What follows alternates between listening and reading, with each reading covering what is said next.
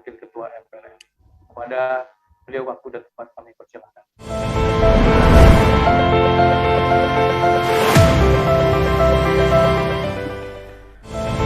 Bismillahirrahmanirrahim. Assalamualaikum warahmatullahi wabarakatuh. Hadrat al-mukarramin wal muhtaramin, al-mukarramat wal muhtaramat, khususan kepada keluarga besar dari Ustadz kita, Kiadah kita, murabbi kita, almarhum Fin, rahimahullah rahmatan wasi'ah.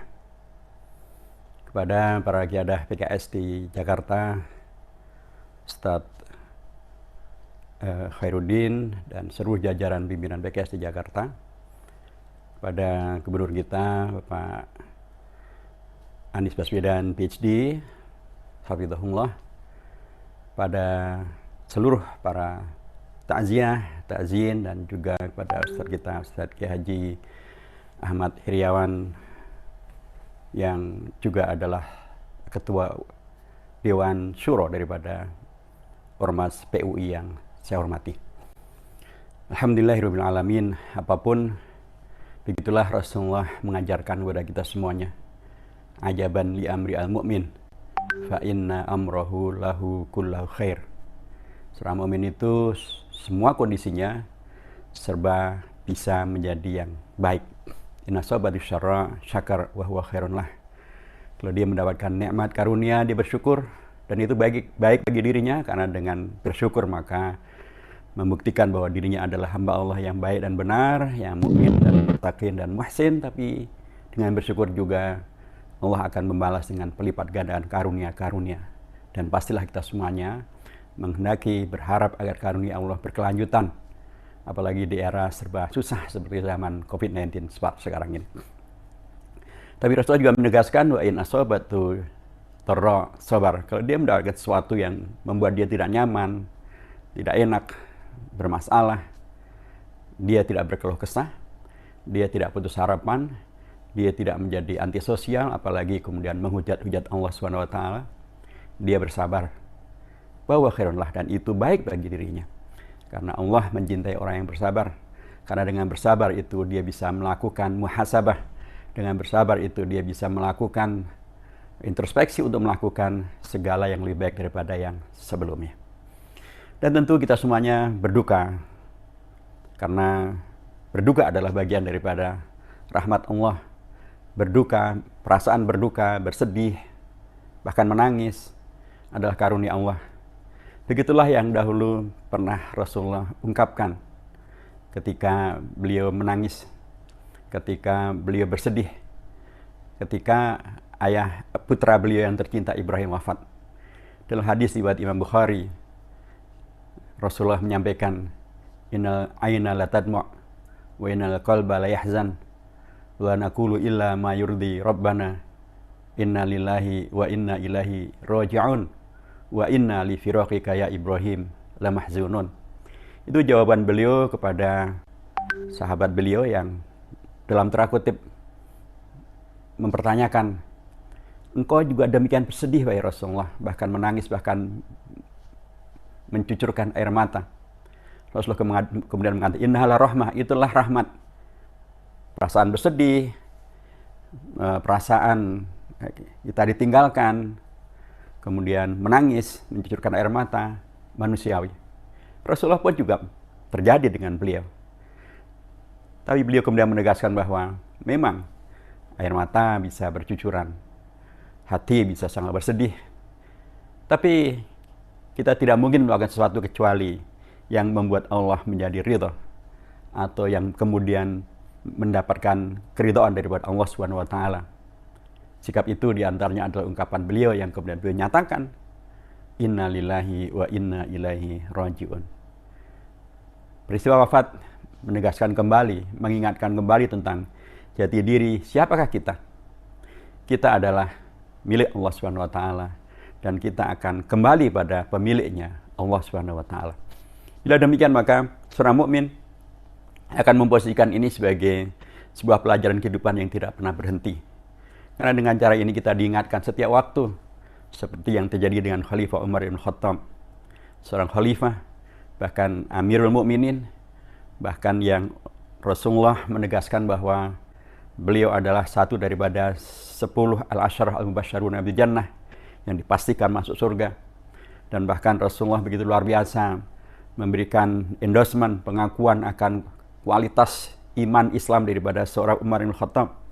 Sampai beliau mengatakan, idza salaka Umaru wadian, salaka asyaitonu wadian akhar. Bila Umar berjalan di satu wadi, maka setan takut berada di wadi itu. Mereka akan mengambil wadi yang lainnya, jalan yang lainnya. Demikian tinggi kualitas imannya Umar bin Khattab. Begitu luar biasa istiqomah beliau. Tapi beliau selalu menjadikan kematian sebagai mau'idah. Itulah karenanya cincin khilafah beliau diukir dengan ungkapan kafa bil mauti wa'idun ya Umar. Wahai Umar, cukuplah kematian sebagai mau'idah bagimu, pemberi mau'idah yang paling konkret bagimu. Sebab dengan demikian maka seorang mukmin menjadikan peristiwa kematian sebagai pengingat terus-menerus. Bukan untuk menjadi ketakutan, bukan untuk menjadi putus harapan, bukan untuk kemudian menjadi antisosial, atau kemudian menjadi jabriyah dan kemudian melakukan segala sesuatu dengan cara-cara yang dalam tanda kutip tidak manusiawi dan tidak produktif. Sebaliknya, dengan menjadikan kematian sebagai mau'idah, maka kita diingatkan pertama hakikat bahwa kita sesungguhnya adalah terkait dengan Allah secara langsung. Kita itu adalah milik Allah. Kita akan kembali kepada Allah Subhanahu wa taala. Sehari-hari kalau kita memiliki sesuatu yang baik, pasti kita kemudian sangat meriayahnya, sangat menjaganya. Atau sebaliknya, kalau katakanlah kita mempunyai teman yang baik, atau kita mempunyai pimpinan yang baik, kita tahu bahwa kita akan bertemu dengan beliau, kita pasti senang. Apalagi kalau itu adalah Allah Subhanahu wa taala. Kita pasti senang karena kita dimiliki oleh Allah Subhanahu wa taala. Kita pasti senang karena kita akan kembali pada Allah Subhanahu wa taala. Pasti seperti itulah yang Rasulullah ajarkan. Di ungkapan terakhir beliau adalah ummati, ummati, ummati. Memang beliau selalu ingat pada umatnya. Beliau selalu mengingatkan umatnya, termasuk mengingatkan tentang kafa bil mauti wa'idun itu. Tapi beliau juga menyatakan ilar rafiqil a'la, ilar rafiqil a'la, ilar rafiqil a'la. Aku akan kembali kepada sahabatku yang paling agung, Allah Subhanahu wa taala. Subhanallah. Rasulullah mengajarkan kepada kita bahwa kita milik Allah, kita akan kembali pada Allah, dan Allah di mana kita kembali adalah sahabat yang paling agung. Subhanallah. Saya masih ingat pertama kali saya ke Jakarta dahulu, tahun 1978. Saya buta dengan Jakarta. Tapi saya punya sahabat, saya punya keluarga di Jakarta yang saya yakin bahwa beliau akan mengayomi saya, membantu saya, melindungi saya. Tentu Allah di atas segala-galanya, atau apalagi Allah Subhanahu wa taala. Dan saya kemudian mengurusi keberangkatan ke Jakarta dengan kondisi semacam itu. Ada sahabat yang bersamai dan kita aman dan nyaman dengan adanya sahabat semacam itu. Apalagi kalau sahabat itu adalah yang paling agung, Allah Subhanahu wa taala.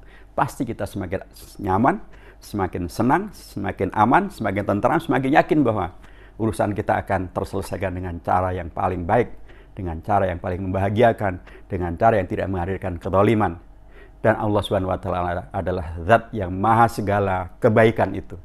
Dan Ustadz kita, Ustadz Muhammad Arifin, kembali kepada pemiliknya, Allah Subhanahu wa taala. Kembali kepada sahabat Rasulullah yang paling agung, Allah Subhanahu wa taala. Karenanya kita berkeyakinan bahwa semua yang telah beliau lakukan, yang adalah merupakan dakwah, perjuangan, taklim, perjuangan di masyarakat, di tingkat umat, dari masjid ke masjid, dari musola ke musola, dari taklim ke taklim, dari kajian ke kajian, termasuk ketika beliau berjuang melalui DPRD. Semuanya adalah realisasi daripada keyakinan bahwa kita hanyalah milik Allah, dan Allah telah merintahkan kepada kita sebagai hamba Allah, sebagai khalifahnya, untuk memakmurkan kehidupan di bumi, juga untuk menghadirkan amar ma'ruf, untuk menghadirkan nahi mungkar, untuk merealisasikan iman, dan itu semuanya yang dikerjakan oleh almarhum Ustaz kita, Ustaz Muhammad Arifin. Dengan bekal yang luar biasa banyak yang telah beliau himpun, telah beliau tabung kita berkeyakinan bahwa memang beliau kembali kepada Allah SWT sebagai sahabat beliau yang paling agung, sebagai sahabatnya Rasulullah yang paling agung. Dan itu karenanya insya Allah keyakinan kita akan Allah wujudkan, menghadirkan segala kebaikan beliau sejak di alam kubur sampai nanti dimasukkan oleh Allah ke surganya bersama dengan para solehin, bersama dengan para aulia, anbiya, dan juga bersama dengan para syuhada insyaallah taala. Nah, ketika kita sudah menjadikannya sebagai mau'izah, karena kita yakin bahwa kematian itu menghantarkan kita kepada bertemu dengan sahabat yang paling agung, Allah Subhanahu wa taala, maka diharapkan kita semuanya yang masih oleh Allah diberikan waktu kehidupan untuk melanjutkan amal soleh beliau, untuk melanjutkan dakwah beliau, melanjutkan perjuangan beliau dan para guru-guru kita yang lain, ustaz-ustaz kita yang lain. Maka inilah juga kesempatan besar untuk kita selain juga melanjutkan, tapi juga kita bisa terus menghadirkan kreasi-kreasi, tajdid, ijtihad yang kemudian menghadirkan sukses-sukses kelanjutan daripada apa yang telah beliau mulai. Dan dengan cara itu maka kehidupan berkelanjutan. Dengan cara itu maka prinsip istikhlaf, sambung menyambung akan terjadi.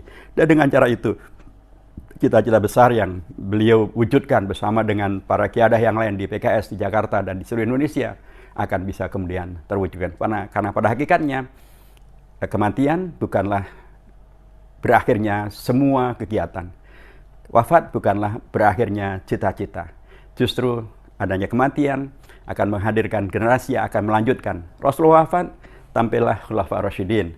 Khulafa Rasyidin wafat, tampillah ulama-ulama mujtahidin. Begitu seterusnya. Memang pastilah tidak sama kualitas satu generasi dengan generasi yang lain. Tetapi pada masing-masing generasi, Allah berikan kesempatan untuk beramal soleh yang sebanyak-banyaknya, untuk berjihad, berijtihad, bermujahadah, untuk menghadirkan realisasi daripada segala kebaikan yang difikirkan, yang dicita-citakan oleh para pendahulu kita, termasuk Ustaz Muhammad Arifin dan para kiadah kita yang mendahului kita. Tetapi juga pastilah mereka juga memberikan kepada kita arahan yang sangat konkret, bagaimana kita terus bisa mengembangkan, memajukan, memenangkan, menghadirkan kemaslahatan yang terbesar bagi umat, bagi bangsa, melalui perjuangan kita semuanya. Begitulah kematian. Wafat bukan berarti kiamat, sekalipun dikatakan sebagai kiamat sughra, tetapi wafat juga artinya adalah kebangkitan untuk menghadirkan kegiatan-kegiatan berikutnya. Kebangkitan untuk menghadirkan generasi-generasi pelanjut, kebangkitan untuk merealisasikan segala cita-cita yang telah dihadirkan oleh para pendahulu kita, termasuk Ustaz Muhammad Arifin dan ustaz-ustaz yang lainnya, untuk kita lanjutkan, agar dengan cara itu maka semakin banyaklah amal soleh, semakin banyaklah pahala yang terus bisa mengalir kepada Ustaz Muhammad Arifin rahimahullah, kepada ustaz-ustaz kita yang lainnya, Ustaz Dani Anwar dan ustaz-ustaz yang lainnya, kepada Ustaz Hilmi dan ustaz-ustaz yang lainnya, dan seluruh kiadah kita yang telah mendahului kita. Karena kita pasti sangat hafal dengan apa yang telah beliau ajarkan, bahwa idza mata ibnu adama inqata alahu amalhu illa min thalath. Bila anak Adam, keturunan Adam wafat, maka seluruh amalnya terputus kecuali 3 hal. Ilmun yantafa'u bihi, shadaqatun jariyah, aw waladun sholihun yad'u lahu. Ilmu yang diajarkan, subhanallah, luar biasa amat sangat banyak. Kemudian sedekah jariyah beliau juga subhanallah luar biasa amat sangat banyak. Waladun sholih yad'u lahu, pastilah walad biologis beliau pasti selalu mendoakan beliau, dan juga walad ideologis yang beliau ajari atau yang beliau ajarkan atau yang merusamai beliau pasti juga mendoakan beliau. Ketiga-tiganya ada dengan beliau. Karenanya kita bersyukur pada Allah SWT. Allah menghadirkan hamba Allah yang luar biasa seperti Ustaz Muhammad Arifin. Mudah-mudahan akan menjadi ibrah bagi kita semuanya untuk melanjutkan segala kebaikan-kebaikan dan segala cita-cita dari beliau. Barakallahu fikum, hafizakumullah, wa ma'akum wa lan yatirakum a'malakum. Wal muwaffiq ila aqwamit thariq wa nasrun minallahi wa fathun qarib wa basyiril mu'minin wa billahi taufiq wal hidayah. Assalamualaikum warahmatullahi wabarakatuh.